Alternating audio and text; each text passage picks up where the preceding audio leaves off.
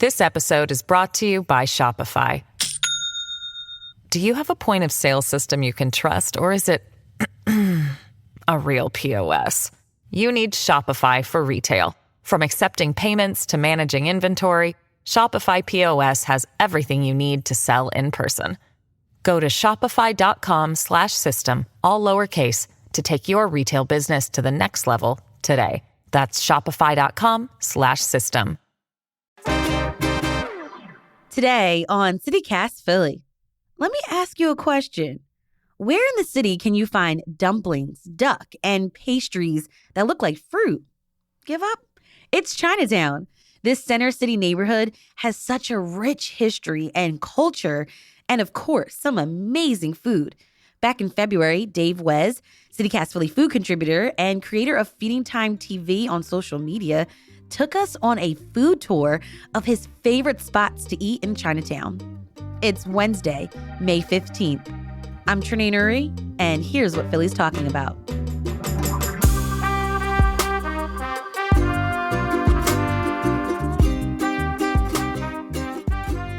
Dave, welcome back. Happy to be back. Okay, let's go on this food tour through Chinatown. First, can you tell us roughly where Chinatown is, in case any of our listeners don't know? So I would call it Center City. It's roughly between 8th and 11th Street, between Arch and Vine. Gotcha. Curious, why do you love to eat in this neighborhood?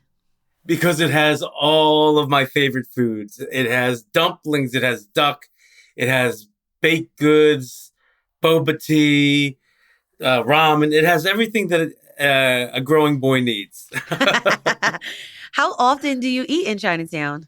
I would probably say at least once a week. Ooh, nice. Okay. So, Dave, you're an expert. We're going to break down eating out in Chinatown at different types of places. Let's get into some of your top spots. Let's start with dumplings. Where should we go to get some dumplings? That's the top of the list. I would say Dim Sum Garden is a good start. I like Dim Sum Garden because they have a bunch of dumplings. Specifically, they have soup dumplings where there's broth inside the dumpling. And people eat them in different ways. Some people like to bite the top and then put like the chili oil and vinegar on the top and then eat it. Me, I like to poke little holes in the side in the spoon, slurp the broth out, then put the chili oil and then throw them back. But there's no right or wrong. It's whatever you want to do. Just be very careful if you just throw it right into your mouth without letting it cool down because it's hot like lava. Another good thing about Dim Sum Garden, too, is for the beginner, their menu has pictures of everything. Okay, that's helpful. Yeah, so like if you're not familiar with all the different types of dumplings like shumai or soup dumplings, turnip cakes, things like that, there's pictures next to every name. So it's good for beginners. Nice. Where else should we go for dumplings? Well, I don't know if it's a dumpling, but it's encased in carbs and there's a delicious filling. Crab ragoons, which are one of my favorites. Yeah. Do you like crab ragoons? Yeah, because of the cheese inside. Yeah. I know we had the bagel episode and we talked about schmears. So it's basically like cream cheese, crab, usually onions, maybe some soy sauce, different combinations in some sort of deep fried vessel. Sometimes it's like a triangle, sometimes it's like a flower, a fold. They come in all different shapes and sizes, but they're all delicious. But the best one in Chinatown that I found is Silly Chicken Rice. They make an amazing crab ragoon. And it's not silly with an S. Like, you're so silly. It's silly with a C-I-L-Y. Gotcha. Their crab ragoons are fantastic. And they make really good fried chicken and chicken in general with dipping sauces. Another spot you have on the list is Ocean Harbor, and you say we should go there for brunch? Yes. So you go there for brunch. It's not your traditional pancakes and eggs. It's just imagine a giant room filled with like Asian aunties pushing these carts. And there's these metal steam carts with all different types of dumplings, congee, like a rice porridge, fried foods. And they come around your table and you pick what you want. And they pull it out of the giant aluminum cart and they put the little dumplings on your table. And it's endless. Like you pay as you go a la carte, but the carts are never ending. They go around in circles and you just pick what you want. So you can get a variety of anything. Okay, what are some of your favorite dumplings to get? Ooh, Pork and shrimp shumai is my favorite dumpling. And I like to make a concoction of soy sauce, red vinegar, and chili oil on my plate. And I make it like a dumpling dipping sauce. That's my go-to. I love that. A few months back, we talked about your favorite soup spots. So, where else would you recommend we get soup in Chinatown? The best ramen that I've had in the entire city happens to be in Chinatown, and that's at Terakawa Ramen. It's my favorite ramen spot. And I get the tan tan, which is like this spicy pork noodle dish, which is really good. But to be honest, you can't go wrong with any of the stuff there. And another spot that I love is Nanzhao, which is known for their hand-drawn noodles. So like they pull these noodles. They also do hand-cut noodles, but they take a knife and they just like slice it real fast into the broth. And it's got a really good flavor. They have some really interesting foods there too. Like you can get some crazy stuff like you can get jellyfish, which isn't my thing, but some people like it. And same with pig's ear. And it's not like the pig's ear you think like a whole ear. They take the ear and they slice it real thin. So it kind of looks like beef jerky. Interesting. What do you order at Nanzhao? Nanzhao, I do either the hand pulled noodles soup or I'll do the shaved noodles. It's one of the two. That's why you go there. You go there for the soups. Yeah. I love going to Chinatown and seeing all the places that actually serve duck. I've actually never had duck though. Oh, okay. What's it taste like? Well, I love that you see the windows with it because I call that window shopping. Like some people window shop for like clothes. I'm like, oh, which one of these ducks looks crispy? Or I'm looking at the pork. But if you've never had duck before, I would say, do you like chicken? I love chicken. Do you like dark meat? Love dark meat. Me too. So it's like dark meat. Just imagine the whole duck is dark meat. So it's fattier. It's not so much white meat, but it's very tender, juicy. And the difference with the Peking duck is the skin is super crunchy. And the way they do that is they would blow into the duck's carcass. So the skin would separate from the meat. So when it cooks, there's like space in between. So we get that crispiness. And there's this whole basting process and roasting process. So the really important thing is you get that really crispy skin, kind of like a Thanksgiving Day turkey, but it just tastes better. Okay. So where can we get some duck? So the OG spot, like where I go, is Sankey Peking Duck House. And they have a location in Chinatown. And they also have like a sister location inside the Reading Terminal, which is basically Chinatown too. What do you order at Sankey? It depends how many people I'm with. So I was recently there and we ordered 2 ducks. So with the duck, you get like a hoisin sauce, shaved green onions, and then your choice of you can either get like a crepe or it looks like a tortilla, or you can get the bao buns. So if you like the fluffier things, you can order the bao buns and it looks like a little taco, or you can get the crepes, which look like a tortilla and you kind of roll it up like a little burrito. So whatever your preference is. Some other places you can get duck are M Key, Lao Key, and Thai Lake. They all have good duck in Chinatown. More Chinatown restaurant recommendations after the break.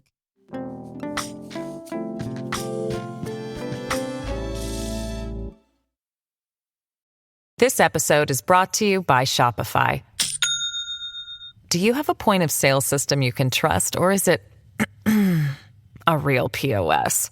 You need Shopify for retail. From accepting payments to managing inventory, Shopify POS has everything you need to sell in person. Go to shopify.com/system, all lowercase, to take your retail business to the next level today. That's shopify.com/system. Let's keep these recommendations going. Dave, I love seafood from shrimp and crab to calamari and mussels. Where would you take me if I'm looking for seafood in Chinatown? Oh, I got 2 spots for you. So my new favorite is Ken's Seafood. They have the tanks in front of the restaurant. So if you order just say eel or shrimp, you're going to see the guy go into the restaurant up to the front with a net and grab what you ordered to bring it back to the kitchen. And it's dripping. Okay. Wow. And I love Ken's too because My late night spot used to be David's Melewa, Oh, me which is too. That was the spot. right. You end your night at like a concert or a club. You end up there. You're drunk. You're just ordering a bunch of Chinese food. But since the pandemic, they haven't reopened for dine in. You can do takeout, but you can't dine in. So That was the whole experience, though. You yeah, would see friends from like high school, like, hey, what's going on? yeah. There's like 8 people at a table. Yeah. That and then later you would go, you would see a bunch of chefs come in from all the restaurants because the service is closing down. But unfortunately, they never reopened for dine in. And I found Ken's. Shout out to Hector from Water Ice. He put me onto it. And the food's amazing, great seafood, and it's open late. So that's my new spot. Nice. Now, you mentioned Thai Lake for a spot to get duck, but you say I could get seafood there too? Yeah, so it's a seafood restaurant, a Chinese seafood restaurant first that happens to have really good Peking duck. Mm. Okay, Dave, you love spicy food, right? Yeah, I love spicy food. Okay, so for anyone listening who also likes spicy foods, where should they go in Chinatown? I would say Emi. They probably have the hottest menu items in the city. They do Szechuan. Like if you're a fan of the Han Dynasty and you're looking for somewhere like Han Dynasty but in Chinatown, I would say Emi. They have like Szechuan spices in a lot of their cuisine. But my go-to dish there is the spicy cumin lamb Szechuan style. So it comes out in this wok with a fire underneath, and it has the lamb and different vegetables and the spices. Like you get the tingle on the side of your tongues from the Oh, Szechuan peppercorns. It's really good. okay. You're gonna need a whole gallon of water with that dish, though. It's Yeah, spicy. I feel like I would have to get like, I have milk on the side for me. I also like sweet stuff after like salty meals. I don't know. That's just what I do. Um, who has some of the best sweet options for me? Ooh, sweet options. Boba tea is very popular in Chinatown. There's at least one shop on every block. My go-to is Tiger Sugar. They have like chocolate flavors and they have the little bobas in it. They're running specials. Like the last time I was there, they were running like a Hello Kitty special and it was a strawberry boba tea and it was phenomenal. It was like drinking one of those summertime ice cream bars. You ever have like the strawberry shortcake bars? Larry, that's my favorite. They're so good. Yeah. So they had a boba tea, and you get those little bobas with a nice like kind of like chewing on like a gummy bear. They're like tapioca balls that have this nice chew, and they give you these fat straws so the balls can actually go through it. Yeah. Other dessert places that are notable, I like Prince's Tea House, where you can sit down, get some tea, and you can get like a bunch of desserts. Like they have the cakes, like what are they called? Like the Millie cakes, where there's like a bunch of layers. And then there's another place in Chinatown called A la Mousse, which is really cool because they do these pastries. So they'll look like an apple, a pear, or an orange. And then you cut into them and they're cake. I love seeing those on social media where you're like, is it cake? Is it not cake? Is it cake? Is it not cake? Yeah. Yeah, and they do cute things. Like they have this little sleepy bear. It looks like a bear. And it's a little cake. And the way they do like the hair on the bear, it's all the frosting. So they look beautiful and they taste beautiful. Okay. All right. As we wrap up this food tour, let's talk about bars. Where are you taking me? Oh, we're going to Barley first. It is the only sports bar in Chinatown, has huge TVs, a huge tap list, and they have great happy hour and specials. You get like meat on a stick, noodles, chicken wings. They have really good cocktails, and it's the sports bar that I go to when I want to watch the game in Chinatown. Nice. And another go-to bar that I frequent in Chinatown is Yakitori Boy. We're going to sing some karaoke songs. We're going to drink some beers, throw back some sake shots. Yakitori Boy is really unique because downstairs is the sushi restaurant, upstairs the karaoke lounge, and they have a general area where you can kind of show off and mingle with other people. And they also have a private room so you and your friends, just say you don't want to mingle with anyone else and you just want to have your core group, you can rent out rooms that hold like 6 people up to I think like 25 people. But if you kind of want to show off or you just don't care, the main areas to go to. Do you have a go-to karaoke song? Go to karaoke song. Ooh. Yeah. It would probably be a ballad or like a Whitney Houston or a Beyonce Okay. where you could really just get the crowd into it too. Like everyone knows the song. I also Yeah. do love like those classic like dive bar rock songs. Like Journey. Yeah, like where everyone knows it. It's like you have to sing along. Like, Yeah. it gets the crowd I feel like going. Journey, you got Queen, like those are the like rock bands that Yep. everyone knows the words. Yep, exactly. Good choices. I'm always impressed when people pick like Mariah Carey or Whitney Houston and they execute on it. Yeah. I'm just like, damn, Right. they got some pipes. I do not. So, but I do love karaoke. So, like, where else can we go to sing karaoke down in Chinatown? So another karaoke place is Tango. They have a karaoke and they do club nights and stuff like that. That's a really cool venue. But I guess the most popular, dare I say infamous bar in Chinatown is Hop Sing Laundromat. Now, are you Okay. familiar with Hop No, Sing? I've never heard this one. So Hop Sing, if you blink, you'll miss it because there's no signs. It's a speakeasy in Chinatown. The owner has very strict rules. It's privately owned, so he's not afraid to turn business away. And some of the rules are you can't be wearing flip-flops or sneakers. You need to have shoes. I would highly recommend not being super intoxicated in line because you won't get in. Cash only. When you enter, there's a gate and there's a doorman. Treat the doorman with respect. Mm-hmm. Always treat that doorman. Well, treat everybody with respect, Yeah. but treat him with respect. You'll thank me later. Hello, how are you? Good evening. Yeah. And be very polite. They're going to ask you for your license. They're going to take your license. They're going to go inside with it. What they do is they're going to check to see if you're on the banned list. Ooh. The bar has a banned list of thousands of people Wow. for different reasons. Like just say you didn't tip or you were aggressive with the staff or you were asked to leave. You didn't follow a rule or something like that. They'll put you on the ban list and they won't let you back in. There's no phone use inside. So no taking pictures, no texting. If you need to take a call or anything, you go out to the lobby. But it's a very romantic place. It's dimly lit. They have fresh cut flowers. It's very cool. They're always playing like Motown, like real chill music. And the cocktails are phenomenal. You're going to be spending like around, I would say, give or take $20 a cocktail. But they're doing stuff with like egg whites. You can get a really good Ramos Gin Fizz there. I wouldn't recommend ordering that if they're busy, but they make a really good Ramos Gin Fizz. Awesome. All right, that's Dave Wes, CityCast Philly food contributor. Dave, thank you so much for all of these recommendations and for joining me on CityCast Philly. No problem. Thank you for always having me on. Happy eating, everybody. We'll have a list of the restaurants, cafes, and bars mentioned in this episode in our show notes.